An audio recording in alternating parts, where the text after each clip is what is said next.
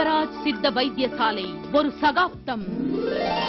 இன்று சின்ன திரையை பார்த்து கொண்டிருக்கும் தமிழ்நாட்டில் உள்ள எனது பேர குழந்தைகளுக்கும் மகன் போன்ற வாலிபர்களுக்கும் என் உடன் பிறந்த சகோதரர்களுக்கும் என் மகள் போன்ற பெண்களுக்கும் சேலம் சிவராஜ் சித்த வைத்தியசாலையின் வணக்கத்தையும் நன்றியும் மீண்டும் தெரிவித்துக் கொள்கிறோம்.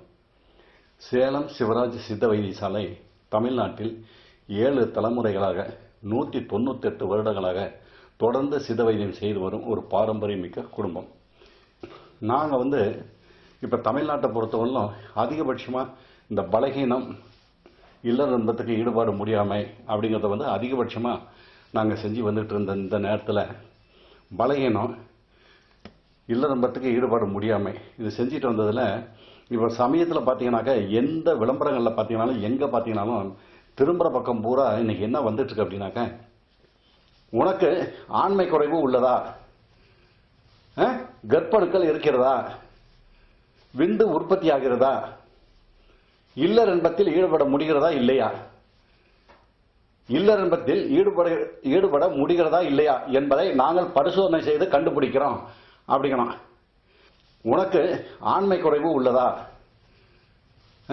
கர்ப்பணுக்கள் இருக்கிறதா, விந்து உற்பத்தி ஆகிறதா, இல்லற இன்பத்தில் ஈடுபட முடிகிறதா இல்லையா, இல்லற இன்பத்தில் ஈடுபட முடிகிறதா இல்லையா என்பதை நாங்கள் பரிசோதனை செய்து கண்டுபிடிக்கிறோம் அப்படிங்கணும். பரிசோதனை செய்து கண்டுபிடிக்கிறோங்கிறதுல ஒரு பொய், இல்லற இன்பத்துக்கு ஈடுபட தகுதி இருக்குதா இல்லையாங்கிறத கண்டுபிடிச்சி சொல்றேன்னா உங்களை எல்லாம் எவ்வளவு பைத்தியகாரத்தனமா முட்டாள்தனமாவும் அந்த ஆள் படிச்சுட்டு வந்திருக்காரு, 5 வருஷம் 10 வருஷம் படிச்சுட்டு வந்தது. நான் உங்க விந்த பரிசோதனை பண்ணி சொல்றேன், கர்ப்பணுக்களை பரிசோதனை பண்ணி சொல்றேன், நீங்க இல்லறம்பத்துக்கு ஈடுபட தகுதி இருக்குதா இல்லையாங்கிறத பரிசோதனை பண்ணி சொல்றேன்னா எந்த அளவுக்கு நம்ம தமிழ்நாட்டு மக்களை முட்டாளா பைத்தியகாரத்தனமா நினைச்சிட்டு இருக்காங்க. யோன் பண்ணி பாருங்க. பட்டப்படிப்பு படிச்சுட்டு வந்துட்டாக்க உடனே இந்த டெஸ்ட்ல கண்டுபிடிச்சு சொல்லிவிட முடியுமா? உன்னால கேட்கலாம். நான் எனக்கு பதில் சொல்லு. நீ முதல்ல எத்தனை வருஷம் பட்டப்படிப்பு படிச்சுட்டு வந்தாலும் இல்லறம்பத்துக்கு ஈடுபட தகுதி இருக்குதா இல்லையான்னு புருஷன் பொண்டாட்டிங்க 2 பேரும் இல்லறம்பத்தில் ஈடுபட்டு அவங்க அந்த சுகத்தை அனுபவிச்சு கண்டுபிடிக்கணும். இல்லறம்பம் ஈடுபட முடியுதா இல்லையா அப்படிங்கறத அவங்க 2 பேருக்கு மட்டும் தான் தெரியுமே ஒழிய, அதனால பரிசோதனை கண்டுபிடிக்கிறேன்னா யாரையா ஏமாத்துற இந்த வேலை தமிழ்நாட்டில்? சொல்லு, யாரை ஏமாத்துறதுக்காக இந்த வேலையை செய்யற? நீ கண்டுபிடிக்க முடியுமா உன்னால? இன்னைக்கு சேலஞ்ச் பண்ணி நான் வணங்கும் ஆஞ்சநேயர் சத்தியமா இதை நான் சொல்றேன். நான் என்னுடைய தமிழ்நாட்டில் உள்ள பேர குழந்தைகளும் மகன் போன்ற வாலிபர்களும் என் உடன் பிறந்த சகோதரர்களும் மகள் போன்ற பெண்களும் பரிசோதனை செய்துதான் கண்டுபிடிக்கணும், பரிசோதனை பண்ணதுக்கு அப்புறம் தான் முடிவு சொல்ல முடியும் அப்படின்னு தமிழ்நாட்டில் எந்த மருத்துவர்கள் சொன்னாலும் சரி, எந்த சித்த வைத்தியர்கள் சொன்னாலும் சரி, தயவு செய்து இனிமேல் இன்னையில இருந்து இந்த நிகழ்ச்சி பார்க்கறதுல இருந்து இனிமேல் யாருமே அந்த மாதிரி போய் டெஸ்ட் எடுத்து பார்க்காதீங்க. ஏன்னா தமிழ்நாட்டில் வளர்ந்த சித்த வைத்தியம், பாரம்பரியமிக்க தமிழ்நாட்டில் வளர்ந்த சித்த வைத்தியம், இந்த சித்த வைத்தியத்தில் ஒரு ஆளை பார்க்கும்போது அவன் எப்படி இருக்கிறான், என்ன மாதிரி இருக்கிறான், அவன் திருமணத்துக்கு தகுதியா திருமணத்துக்கு தகுதி இல்லையா அப்படின்னு பார்க்கும்போது சொல்லக்கூடியவனா சித்த வைத்தியம். உன்னை பரிசோதனை எடுத்து கண்டுபிடிச்சு சொல்றேன் அப்படின்னா இதெல்லாம் யாரை ஏமாத்துறதுக்காக இந்த வேலை? அதனால இந்த சின்ன திரையை பார்த்துட்டு இருக்கிறவங்க எல்லாருமே கண்டிப்பா இந்த பரிசோதனை அப்படின்னு சொல்லி யார் விளம்பரம் பண்ணாலும் சரி, கொம்பு முளைச்சவன் விளம்பரம் பண்ணாலும் சரி, போய் பார்த்து உங்க வாழ்க்கையை ஏமாந்துறாதீங்க. நீங்கள் தொடர்பு கொள்ள வேண்டிய முகவரி: சேலம் சிவராஜ் சித்த வைத்தியசாலை, அண்ணா பூங்கா பின்புறம், தமிழ்ச்சங்கம் ரோடு வழியாக, Rajaram Nagar, Salem 7. Phone 2419-782 and 2419-783. Fax 2416-831. Chennai கிளை ஆபீஸ் தினசரி காலை 7 மணி முதல் மாலை 8 மணி வரை.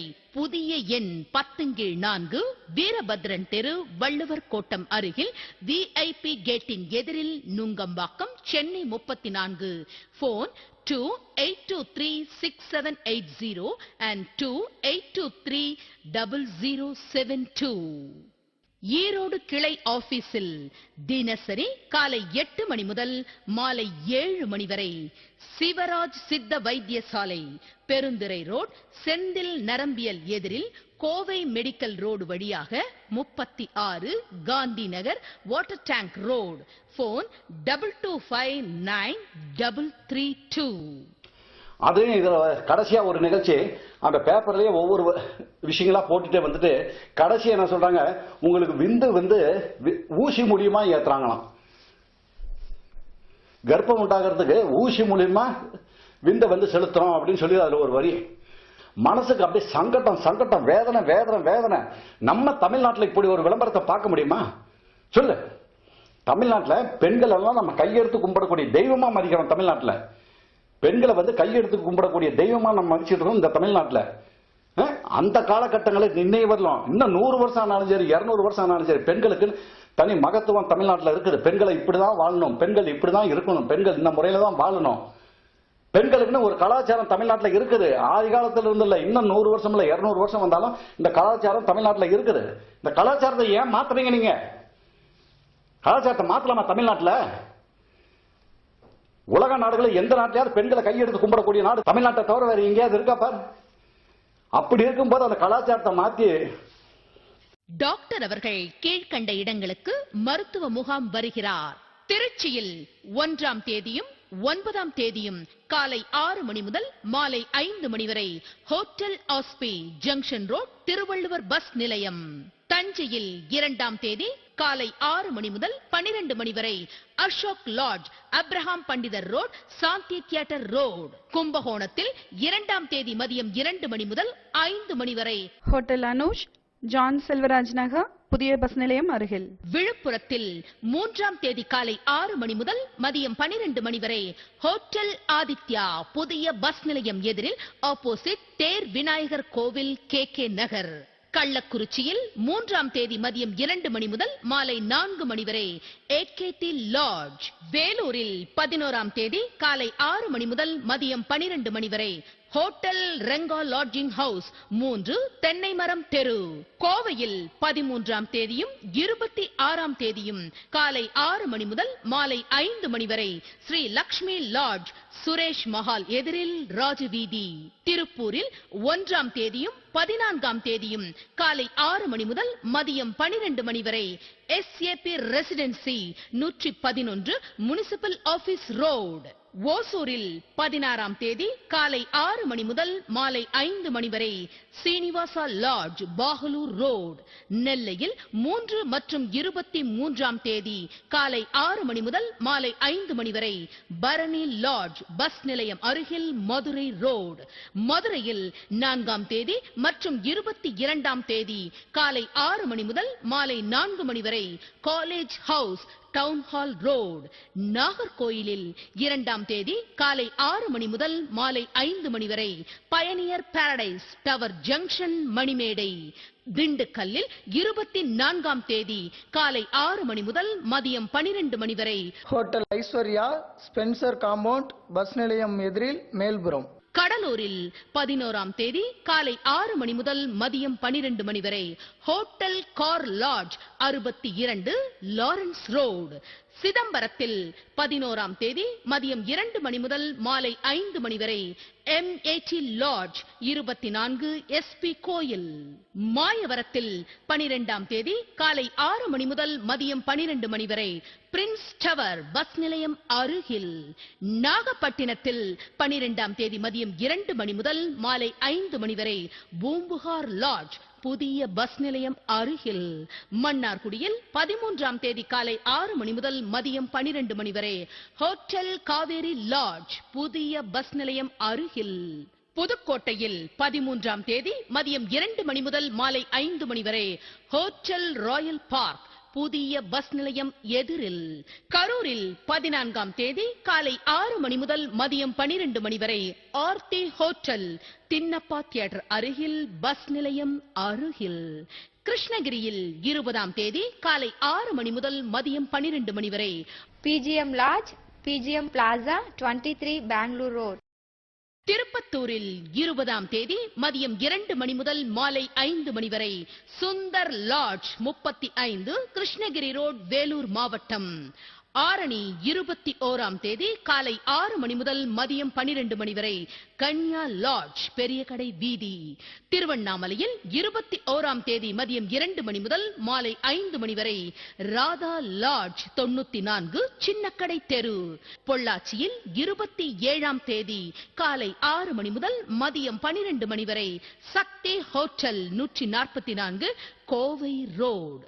மேட்டுப்பாளையத்தில் 27ஆம் தேதி மதியம் 2 மணி முதல் மாலை 5 மணி வரை hotel Kaveri KGC complex main road. விடுமுறை மற்றும் பண்டிகை நாட்களிலும் மருத்துவ முகாம் உண்டு. கிட்டத்தட்ட ஒரு 2 நாளைக்கு முன்னாடி மட்டும் என்கிட்ட வந்ததுல 13 பேர் குழந்தை பாக்கியத்துக்காக வந்தவங்க 13 பேர்.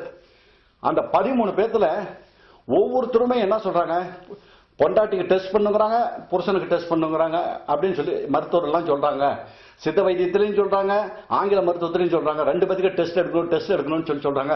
அந்த டெஸ்ட் எடுத்தாதான் பார்த்து சொல்லுவோம் அப்படின்னா, டெஸ்ட் எடுத்து பார்த்து சொல்றதே உங்களை ஏமாத்துறதுக்காக செய்யற டெஸ்ட் தானே கண்ணு. புரியுதா உங்களுக்கு? உங்களை எல்லாம் ஏமாத்துறதுக்காக எடுக்கிற டெஸ்ட் இது. ஏன்னா இந்த டெஸ்ட்ல என்ன கண்டுபிடிக்க முடியும்? இப்ப நான் சொல்றேங்கிறதுக்காக பண்ணாத. தமிழ்நாட்டை பொறுத்தவரை யார் வேணுமாலும் இதை பரிசோதனைக்காக செஞ்சு பாருங்க. யார் மனதையும் இதை புண்படுத்துறதுக்காகவோ வேதனைப்படுத்துறதுக்காக நான் சொல்லல. எந்த மருத்துவர் சொன்னாலும் சரி, சித்த வைத்தியர்கள் சொன்னாலும் சரி, நீங்க டெஸ்ட் எடுங்க, கன்சல்டிங் ஃபீஸ் கொடுத்துருங்க, டெஸ்ட்டுக்கு உண்டான பணத்தை கட்டுங்க. 100 பேர்த்துக்கிட்ட போய் டெஸ்ட் எடு, 100 பேர்த்துக்கிட்ட உன் மனைவியை டெஸ்ட் எடு, உன்னை டெஸ்ட் எடு. 100 பேரும் பார்த்தீங்கன்னாக்க அதில் பேசுற விஷயங்கள் பார்த்தீங்கன்னா அவ்வளவு பொய்யாவே தான் இருக்குமே ஒழிய, யாராவது ஒருத்தர், ஒரே ஒரு மருத்துவர், சித்த வைத்திய மருத்துவர் யாராவது ஒருத்தர் இல்ல இல்ல இல்ல இவருக்கு ரொம்ப அற்புதமா இருக்குது, இவருக்கு பலகீனத்தில் சம்பந்தப்பட்டதான் இருக்கு, விந்து கட்டுப்பாடாச்சுன்னா சரியா போயிடும், இந்த பெண்ணுக்கு கர்ப்பப்பையெல்லாம் அற்புதமா இருக்குது, நல்லா இருக்குது, உங்களுக்கு சிகிச்சையே வேண்டாம், நீங்க சந்தோஷமா போயிட்டு வாங்க, சாமி கும்பிட்டு போயிட்டு வாங்க, உங்களுக்கு கருத்தரிக்கும் அப்படின்னு யாராவது தமிழ்நாட்டில் சொல்றாங்களாப்பா? சொல்லு, யாராவது சொல்றாங்களா தமிழ்நாட்டில்? உனக்கு இப்ப கர்ப்பப்பை சின்னதா இருக்குது, உள்ள பொண்ணு கண்டுபிடிச்சு விடுறான், கர்ப்பப்பையும் உனக்கு சின்னதா இருக்கலாம், இன்னும் முட்டையெல்லாம் நிறைய இருக்குது, உனக்கு கர்ப்பப்பைக்குள்ள நிறைய முட்டையெல்லாம் இருக்குதான், கண்டுபிடிச்சிட்டாரு, முட்டையெல்லாம் கண்டுபிடிச்சிட்டாரு. அப்புறம் என்ன, கணவன் இல்லறம்பத்தில் ஈடுபடும் போது கண்ணு உனக்கு விந்து போற குழாய் இருக்குல்ல, அதுல தடப்பட்டு போச்சுடா சாமி. உனக்கு விந்து போற குழாய் இருக்குது இல்ல, அந்த விந்து போற குழாய் கர்ப்பப்பைக்கு போகுது இல்ல, அந்த டியூப் வந்து தடப்பட்டு போச்சு, அதுக்கு நம்ம ஆபரேஷன் பண்ணணும் அப்படிங்கிறாங்க. இதெல்லாம் யாரை ஏமாத்துற வேலை? தமிழ்நாட்டில் பிறந்து தமிழ்நாட்டுக்காரனையே ஏமாத்துற வேலையா அதெல்லாம்? நான் கேட்கிறேன். நானு அந்த பையன் 2 பேரும் சொல்லிக்கிட்டு அழுகுறாங்க. அது மேங்களூர்ல இருந்து வந்திருக்கான். அது மேங்களூர்ல இருந்து வந்த பொண்ணு என் முன்னாடி இதே இடத்துல, நான் பேசிட்டு இருக்கிற இதே இடத்துல உட்கார்ந்துக்கிட்டு அந்த பொண்ணு வந்து அழுகுது. தாத்தா இங்க பாருங்க தாத்தா, உடம்பெல்லாம் அடிச்சு புண்ணாகி போச்சு, எனக்கு கணவன் அடிச்சு புண்ணாகி போச்சு, உடம்பெல்லாம் அந்த அளவு காயமா இருக்கு தாத்தா, நான் ஏகன்னு அப்படின்னு. குழந்தை பாக்கியம் உண்டாகிறதுக்கு அவர் உடம்புல விந்துல அணுக்கள் இல்லை அப்படிங்கிறதுனால வேற ஒருத்தரோட விந்தை எடுத்து அந்த மருத்துவர் வைக்கிறேன்னு சொல்லியிருக்காரு. அதை வச்சுக்க, நம்ம தான் பண வசதி நிறைய இருக்கிறோமே. அது இத்தனைக்கும் அந்த பையன் வந்து சேலம் மாவட்டத்தை சேர்ந்த பையன் தான். விந்தை எடுத்து வச்சுக்கலாம், அதுல கர்ப்பம் உண்டாயிட்டோம், நீ வீட்டில் யார்கிட்டயுமே சொல்லாத, நம்ம மேங்களூர்லயே செஞ்சுக்கலாம் அப்படின்னு சொல்லிட்டு அந்த பையன் சொல்லியிருக்கலாம். இந்த பொண்ணு வந்து அந்த கலாச்சாரத்தை ஏத்துக்கல. வேற ஒருத்தர் விந்தை எடுத்து வைக்கிறேன்னதுக்கு நான் வேணுமா தற்கொலை பண்ணிக்கிறேன், நீ வேற ஒரு கல்யாணத்தை வேணுமா பண்ணிக்க அப்படின்னு சொல்லியிருக்க அந்த பொண்ணு. நான் வேணும்னா இனிமேல் என்ன வற்புறுத்தினேன்னா நான் தற்கொலை பண்ணிக்குவேன், லெட்டர் எழுதி வச்சு தற்கொலை பண்ணிக்குவேன், நான் உண்மையில எழுதி வச்சுட்டு தற்கொலை பண்ணிக்குவேன் நான். அதனால அந்த மாதிரினா எனக்கு வேண்டாம், நீ வேற கல்யாணத்தை பண்ணிக்க, என்னை விட்டு நான் எங்க வீட்டுக்கு போறேன் அப்படின்னு சொல்லியிருக்கேன். சரி, கடைசியா இங்க போலாம் அப்படின்னு சொல்லிட்டு இங்க வந்திருக்காங்க. என்கிட்ட வரும்போது இந்த மாதிரி பேசிட்டு இருக்கும்போது இதை கேட்கும்போது அப்படியே வயிறெல்லாம் அப்படியே பத்திக்கிட்டு எரியுது. நம்ம தமிழ்நாட்டில் கலாச்சாரம் என்ன, தமிழ்நாட்டினுடைய கலாச்சாரம் என்ன, தமிழ்நாட்டில் பெண்கள் எப்படிதான் இருக்குன்னு சொல்றோம், கையெடுத்து கும்பிடுறோம் ஒவ்வொரு பெண்களையும். யாராவது ஒரு பெண்கள் 30 வயசு 35 வயசு மேல போச்சுன்னா, அம்மா நல்லா இருக்கீங்களாம்மா, அம்மா நல்லா இருக்கீங்களா, தாயி நல்லா இருக்கிறீங்களா அப்படின்னு தான் நம்ம தமிழ்நாட்டில் கேட்டு பழக்கமே இருக்குது ஒழிய வேற மாதிரி கேட்டு பழக்கமே தமிழ்நாட்டில் கிடையாது.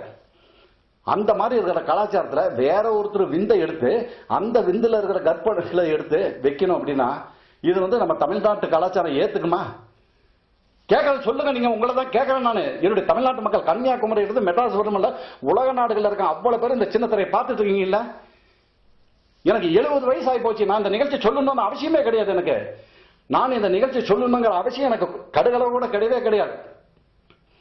எனக்கே 70 வயசாகி போச்சு, நான் இனிமேல் என்ன பண்ண போறேன் சொல்லு? தேவையில்லாத விஷயங்கள் இது எனக்கு. ஆனா இந்த கலாச்சாரம் அப்படிங்கிறது, தமிழ்நாட்டு கலாச்சாரத்தை யாராவது ஒருத்தர் தமிழ்நாட்டில் பிறந்தவன் மாத்திரானா அப்ப ஏன் வீரபாண்டி கட்டபொம்மன் இருக்கும்போது ஏன் எட்டப்பனும் இருந்திருக்கான்ல? இன்னைக்கு வீரபாண்டி கட்டபொம்மன் வாழ்ந்துகிட்டு இருந்த நேரத்தில் தானே எட்டப்பனும் வாழ்ந்துகிட்டு இருந்திருக்கான். நாம பணம் சம்பாதிக்கணுங்கிறதுக்காக தமிழ்நாட்டுடைய விஷயங்களை எல்லாத்தையும் மாத்துறீங்க நீங்க. இன்னைக்கு சித்த வைத்திய மருத்துவராக இருந்தாலும் சரி, ஆங்கில மருத்துவர்களா இருந்தாலும் சரி, ஹோமியோபதி மருத்துவர்களா இருந்தாலும் சரி, யுனானி மருத்துவர்களா இருந்தாலும் சரி, யாரா இருந்தாலும் எல்லாத்தையுமே நான் உங்களை கையெடுத்து கும்பிடுறேன். தமிழ்நாட்டினுடைய கலாச்சாரத்தை மட்டும் மாத்தவே மாத்தாதீங்க. என்னுடைய தமிழ்நாட்டில் பிறந்த என்னுடைய மகள் போன்ற பெண்கள், என்னுடைய தமிழ்நாட்டில் பிறந்த என்னுடைய மகள் போன்ற பெண்கள், ஒரே ஒரு பெண்கள் கூட இந்த நிகழ்ச்சிக்கு வந்து ஒத்துக்க மாட்டா. தமிழ்நாட்டு பெண்கள் என்ன மாதிரி பெண்கள் சொல்லு? அது என் பேர பசங்க மட்டும் என்ன சாதாரண பேர பசங்களா? அப்படியே வீரம் அப்படி செழிக்கக்கூடிய என்னுடைய தமிழ்நாட்டு மக்கள், அவங்களுக்கு அந்த தெரிஞ்சோ தெரியாமல தப்பு பண்ணி வந்துட்டான். படுபாவி தப்பு பண்ணிடுறான். ஒரு நாளைக்கு 2 முறை 3 முறை 2 முறை 3 முறை நாடினவருக்கு பூரா சக்தியை வீண் பண்ணி விரயம் பண்ணி வரான். அதை வந்து நம்ம உடனே உற்பத்தி பண்ணி கொடுக்கறது அப்படிங்கிறது, நான் ஆங்கில மருத்துவத்தில் குழந்தைய பண்ணி கொடுக்குறேன்னா இதெல்லாம் என்ன அர்த்தம் சொல்லுங்க? அதனால இந்த சின்ன திரையை பார்த்துட்டு இருக்கிறவங்க யாரா இருந்தாலும் சரி, அந்த விளம்பரத்தில் வந்து விந்து பரிசோதனை பண்ணி கொடுக்குறேன், ஆண்மை குறைவு இருக்குதா இல்லையான்னு டெஸ்ட் பண்ணி கொடுக்குறேன், இல்லறம்பத்துக்கு ஈடுபட தகுதி இருக்குதான்னு டெஸ்ட் பண்ணி சொல்றேன் அப்படின்னு யாராவது விளம்பரங்கள், எந்த விளம்பரங்கள் வந்தாலும் சரி, அந்த விளம்பரங்களை உதாசீனப்படுத்துறீங்கன்னா தான் அவங்க எல்லாம் திருந்தி வாழக்கூடிய அளவுக்கு வருவாங்க. இல்லைன்னா இந்த மாதிரி சில ஆட்கள் தமிழ்நாட்டினுடைய கலாச்சாரத்தை மாத்தி நம்மளை எல்லாம் எங்கேயோ கொண்டு போய் இருட்டறையில் நம்மளை எல்லாம் ஒளி வச்சுட்டு போயிடுவாங்க. அவங்க பணத்தை சம்பாதிக்கணுங்கிறதுக்காக நம்ம பேர பிள்ளைகளையும் மகன் போன்ற வாலிபர்களையும் மகள் போன்ற பிள்ளைகளையும் ஒளி வச்சு மூடி வச்சுட்டு போயிடுவாங்க அவங்க எல்லாம். சரி, நான் கேட்கிறேன், இந்த கலாச்சாரத்தை வந்து சொல்லுங்க தம்பி. வேற ஒருத்தர் விந்தை எடுத்து வைக்கிறேன் அப்படின்னு சொல்லும்போது சரி நீங்க ஒத்துக்கிட்டு வைக்கிறேன்னு சொல்லி ஒத்துக்கிட்டீங்கன்னு வச்சுங்க. ஒரே ஒரு சின்ன உதாரணம் நான் கேட்கிறேன். நான் இப்ப உனக்கு பிறந்த குழந்தை இருக்குல்ல, அந்த குழந்தைக்கும் அந்த வேற ஒருத்தருடைய விந்தை எடுத்து தான் பிறந்த குழந்தைக்கு உனக்கு வித்தியாசம் என்னங்கிறது தெரியுமா உனக்கு? இப்ப கடுகளவு புளி இருக்குது இல்லையா, அந்த கடுகளவு புளி எடுத்து நீ வாயில போட்டு சப்பி பாரு. கடுகளவு புளி எடுத்து வாயில போட்டு அப்படியே சப்பி பார்த்தீங்கன்னா அப்படியே கண்ணை மூடிக்கிட்டு ஐம்புலையும் அடக்கி அப்பா என்ன ருசியா இருக்கு அப்படின்னு சொல்லிட்டு சாப்பிடுவ நீ. அந்த டேஸ்டோட நீ அனுபவிக்கிற இல்லையா, அந்த டேஸ்ட் தான் நீ பெத்த குழந்தை. உன்னுடைய ரத்தத்துல ரத்தமா ஊறி விந்து கட்டுப்பாடு ஆகி, அந்த விந்து கட்டுப்பாட்டுல இருந்து கர்ப்பங்கள் உற்பத்தி ஆகி நீயும் மனைவி இல்லறம்பத்தில் அனுபவிச்சு போதுமாமான்னு சொல்லும் போது அனுபவிக்கிற சுகத்தோட பிறக்கிற குழந்தை இருக்கு பார், அந்த குழந்தை தான் நீ கடுகளவு சாப்பிடுற புலி மாதிரி இருக்கும். ஒரு டப்பி நீ சர்க்கரையை அள்ளி போட்டேன்னா கூட சப்பி சாப்பிடுற அந்த சுகம் வந்து நீ வேற ஒருத்தருடைய குழந்தைய மனைவி பெத்து எடுத்தாலும் அது கிடைக்காது உனக்கு. அந்த பெண்ணு அழுதுட்டு கேட்கறா, மேங்களூர்ல இருந்து அந்த பெண்ணு என்கிட்ட அழுதுட்டு கேட்கறா, என் புருஷன் வந்து வேற ஒருத்தரோட விந்து எடுத்து வைக்கலாமே அப்படின்னு சொன்னா, அதுக்கு அந்த பெண்ணு கேட்டாலாம், நான் இப்ப வேற ஒருத்தருக்கே போய் நான் குழந்தைய பெத்து எடுத்துக்கிட்டுமா அப்படின்னா, நான் வேற ஒருத்தருக்கே போய் குழந்தைய பெத்து எடுத்துக்கிட்டுமானுங்கும் போது உடனே அந்த பையன் வந்து கன்னத்துல அடிச்சிருக்கான், என்ன நீ இந்த மாதிரி சொல்ற அப்படின்னு.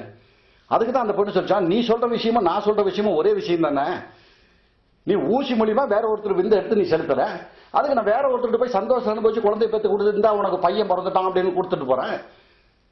அப்ப அந்த அளவு 2 பேருக்கு சண்டை சச்சரவுகள் அந்த அளவுக்கு நடந்திருக்கு. இந்த மாதிரி என்னுடைய தமிழ்நாட்டில் உள்ள ஒரு மகளா 100,000 மகள்கள் இன்னைக்கு ஃபைல் இன்னைக்கு ஒவ்வொரு ஊர்லயும் பாத்தீங்கன்னா பெண்கள் வந்து ஃபைல் எடுத்துக்கிட்டு சுத்துறத பார்த்தோம்னா வயிறெல்லாம் அப்படியே பத்திக்கிட்டு எரியுது.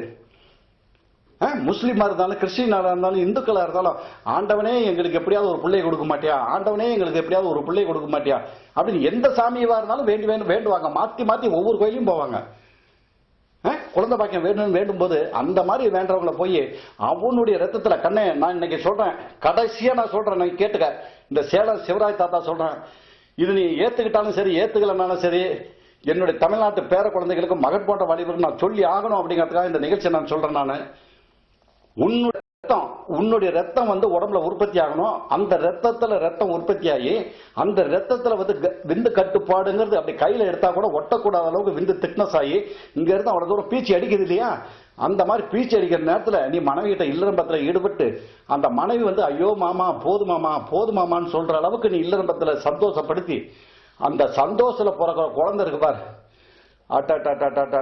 அந்த மாதிரி சுகத்தை என்னுடைய தமிழ்நாட்டில் உள்ள ஒவ்வொரு பேர பசங்களும், ஒவ்வொரு மகள் போன்ற பெண்களும், ஒவ்வொரு பேர பசங்களும், ஒவ்வொரு மகன் போன்ற பெண்களும், ஒவ்வொரு பேர பசங்களும், ஒவ்வொரு மகன் போன்ற பெண்களும் அனுபவிச்சு அந்த குழந்தை பாக்கியத்தை கிடைக்கணும் அப்படிங்கிறதுக்காக இந்த சேலம் சிவராஜ் சித்த வைத்தியசாலையிலிருந்து இந்த அறிவு சிவராஜ் சிவகுமார் இந்த இதை நான் சொல்றேன். நான் ஒவ்வொரு பேர பசங்களுக்கும் ஆண்டவன் கொடுத்திருக்கான், ஒவ்வொரு பேர பசங்களுக்கும் ஆண்டவன் பேர் சொல்ல பிள்ளைங்களை கொடுத்திருக்கான். அது நம்ம வைத்தியத்தில், சித்த வைத்தியத்தில் மட்டும்தான் பண்ண முடியும், சித்த வைத்தியத்தில் மட்டும்தான் பண்ண முடியும். பாரம்பரியமிக்க சித்த வைத்தியர்கள் தமிழ்நாட்டில் கன்னியாகுமரியிலிருந்து மெட்ராஸ் வரல இருக்காங்க. அவங்ககிட்ட போய் வைத்தியம் பண்ணு, அவங்க அற்புதமா நல்ல முறையில் குழந்தை பெற்றெடுக்கிற அளவுக்கு பண்ணி கொடுப்பாங்க. ஆனா அதே சமயத்தில் இந்த குழந்தை பாக்கியத்துக்கு அப்படின்ட்டு தயவுசெய்து என்கிட்ட வர வேண்டாம், தயவுசெய்து இந்த குழந்தை பாக்கியத்துக்கு என்கிட்ட வர வேண்டாம் அப்படிங்கிறது இதன் மூலம் நான் தெரிவிச்சுக்கிறேன். ஏன்னாக்க 1/3/12 இனிமேல் குழந்தை பாக்கியத்துக்கு பண்றது இல்லை அப்படிங்கறது ஒரு முடிவை நான் எடுத்துட்டேன். ஏன்னா இந்த கலாச்சாரம் எப்படி எப்படியோ மாறி போய் எங்கேயோ திசை தெரியாத ஒரு கப்பல் அடிச்சுக்கிட்டு போகுது இல்லையா ஆத்திர, அந்த மாதிரி போயிட்டு இருக்கு தமிழ்நாடு. இந்த தமிழ்நாடு என்னைக்கு திருந்தி நாங்க சித்த வைத்தியத்தில் தான் பண்ணுவோம், சித்த வைத்தியத்தில் தான் குழந்தை பாக்கியத்தை எடுத்துக்குவோம், பேர் சொல்ல புள்ளன்னா சித்த வைத்தியத்து மூலிகை மருந்துல தான் எனக்கு கிடைக்கணும் அப்படின்னு என்னைக்கு என் தமிழ்நாட்டில் உள்ள பேர பசங்களும் மகன் போன்ற வழிவர்களும் சொல்றாங்களோ அன்னைக்குதான் இந்த சித்த வைத்தியத்தை நான் உயிரோடு இருந்தால் செய்வேன். இந்த தமிழ்நாடு என்னைக்கு திருந்தி நாங்க சித்த வைத்தியத்தில் தான் பண்ணுவோம், சித்த வைத்தியத்தில் தான் குழந்தை பாக்கியத்தை எடுத்துக்குவோம், பேர் சொல்ல புள்ளன்னா சித்த வைத்தியத்து மூலிகை மருந்துல தான் எனக்கு கிடைக்கணும் அப்படின்னு என்னைக்கு என் தமிழ்நாட்டில் உள்ள பேர பசங்களும் மகன் போன்ற வழிவர்களும் சொல்றாங்களோ அன்னைக்குதான் இந்த சித்த வைத்தியத்தை நான் உயிரோடு இருந்தால் செய்வேன். ஏன்னா 70 வயசை தாண்டி போயிட்டு இருக்கேன் நானு. அதனால எந்த நேரமும் எந்த நிமிஷமும் எனக்கு தெரியாது. அப்படி இருக்கும்போது என்னுடைய பேர பசங்க திருந்தி வரணும். மாட்டு மருந்துல போய் விந்துல ஊசி எடுத்து ஊசி மூலியமா செலுத்துறதுங்கிறது, வேற ஒருத்தர் விந்து எடுத்து கர்ப்ப பைக்குள்ள வைக்கிறங்கிறது, இதெல்லாம் தமிழ்நாட்டில் உள்ள எனது மகன் போன்ற வாலிபர்கள் கேட்கிறேன். நான் கேள்வி கேட்கிறேன். நான் பார்த்துட்டு இருக்கியா, சின்ன பையன் நான் பார்த்துட்டு இருக்கிறியா, நீ கல்யாணம் பண்ணிட்டு குழந்தை இல்லையா பார்த்துட்டு இருக்கிறியா, கவலைப்பட்டு இருக்கிறியா, व्यसனப்படுறியா, வேதனைப்படுறியா, 8 வருஷம் குழந்தை இல்ல, 5 வருஷம் குழந்தை இல்ல, 10 வருஷம் குழந்தை இல்லைன்ட்டு இந்த கலாச்சாரத்தை நீ ஏத்துக்கியா? தமிழ்நாட்டில் சொல்லு, இந்த கலாச்சாரத்தை ஏத்துக்கியா நீ? தமிழ்நாட்டில் என்ன மாதிரி கலாச்சாரம் இருக்கு? தமிழ்நாட்டில் இன்னும் தமிழ்நாடு உள்ள அளவு இந்த கலாச்சாரம் தமிழ்நாட்டில் மாறக்கூடாது, மாறவும் விடக்கூடாது. நம்ம உண்மையாலுமே தமிழ்நாட்டில் பிறந்து தமிழ்நாட்டில் வளர்ந்து தமிழ்நாட்டில் ஆனா இருந்தா இந்த மாதிரி கலாச்சாரத்துக்கு இந்த மாதிரி மருத்துவர்களோ சித்த வைத்திய மருத்துவர்களோ சொல்றாங்க அப்படின்னா அதை நீங்க கண்டிப்பா செய்யக்கூடாது. உங்க ரத்தத்துல ரத்தமா ஊறி பிறக்கணும். அந்த மாதிரி பிறக்கும் போதுதான் அது உன்னுடைய குழந்தை, உன்னுடைய வாரிசு, உன்னுடைய இது. அதனால இந்த சித்த வைத்தியத்தில் என்னைக்கு நீங்க திருந்தி சித்த வைத்தியத்தில் தான் செய்யணும்னு வரீங்களோ அன்னைக்குதான் இந்த சித்த வைத்தியத்தில் குழந்தை பாக்கியத்துக்கு நான் பண்ணுவேன். அது வரலும் தயவுசெய்து இந்த 1/3/12 இனிமேல் தயவுசெய்து என்கிட்ட குழந்தை பாக்கியத்துக்கு யாரும் வர வேண்டாம் அப்படிங்கிறது இதன் மூலம் தெரிவிச்சுக்கிட்டு மீண்டும் என் பேர குழந்தைகளுக்கும் மகன் போன்ற வாலிபர்களுக்கும் உடன் பிறந்த சகோதரர்களுக்கும் நன்றியும் வணக்கத்தையும் தெரிவித்துக் கொள்கிறோம்.